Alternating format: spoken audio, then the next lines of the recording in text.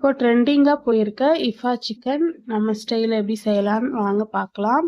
இது செய்றது ரொம்பவே ஈஸி. டேஸ்ட் செம்மையா இருக்கும்.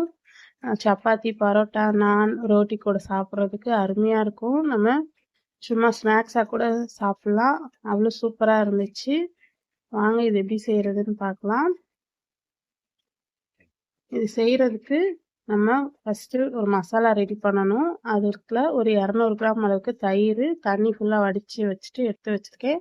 1 டேபிள் ஸ்பூன் தனி மிளகாத்தூள், 1 டீஸ்பூன் காஷ்மீரி மிளகாத்தூள், 1 டேபிள் ஸ்பூன் தனியாத்தூள், அப்புறம் 1 டீஸ்பூன் மிளகுத்தூள், 1 டீஸ்பூன் சீரகத்தூள், 1 டீஸ்பூன் கரம் மசாலா சேர்த்துக்கோங்க. இது கூட தேவையான அளவு உப்பு சேர்த்துக்கோங்க. சேர்த்துட்டு 1 டேபிள் ஸ்பூன் அளவுக்கு எண்ணெய் சேர்த்துக்கலாம்.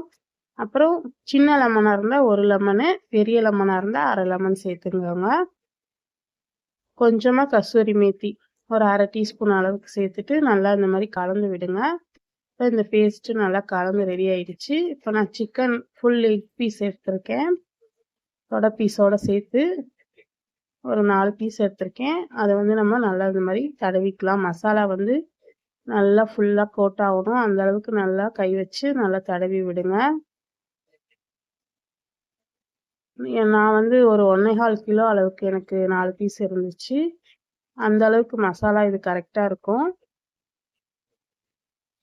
இந்த மாதிரி எல்லா சிக்கன்லையும் நம்ம கலந்து எடுத்து வச்சுக்கலாம். இப்போ இதுக்கு வந்து ஒரு சாஸ் ரெடி பண்ணணும். இந்த சிக்கனை வந்து ஒரு 4லேருந்து 5 மணி நேரம் ஊற வச்சிருங்க ஃப்ரிட்ஜில் வச்சு.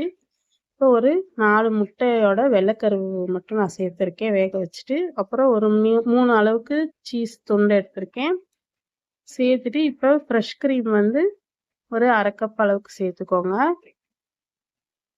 ஒரு 10 பல்லு பூண்டு தோல் உரிச்சிட்டு சேர்த்துக்கோங்க. ஒரு 1/2 கப் அளவுக்கு பால், அப்புறம் சர்க்கரை 1 டேபிள் ஸ்பூன், உப்பு கொஞ்சமாக சேர்த்துக்கோங்க. சீஸில் உப்பு இருக்கும், அதனால உப்பு கம்மியாகவே சேர்த்துக்கலாம். அப்புறம் ஒரு 1/2 லெமன் ஜூஸ் சேர்த்துக்கலாம். ஒரு 2லேருந்து 3 டேபிள் ஸ்பூன் அளவுக்கு நம்ம எண்ணெய் ஊற்றிக்கலாம் இதில். இப்போ இதை வந்து நல்லா நைஸாக அரைச்சிக்கோங்க. நம்ம சாஸ் ரெடி ஆகிடும். இந்த ஒயிட் சாஸு இது ஒரு சைடு இருக்கட்டும். நான் சிக்கன் வந்து காலையிலேயே ஊற வச்சுட்டேன். இப்போ நைட் தான் நம்ம செய்கிறோம். அதனால ஒரு 5லேருந்து 6 மணி நேரம் நல்லா ஊறி சிக்கன் நல்லா சாஃப்டாக இருக்குது. இப்போ ஒரு பேனில் கொஞ்சமாக பட்டர் போட்டு தடவிக்கோங்க. பட்டர் நல்லா மெல்ட் ஆனதும் நம்ம ஊற வச்சுருக்க சிக்கனை சேர்த்துடலாம்.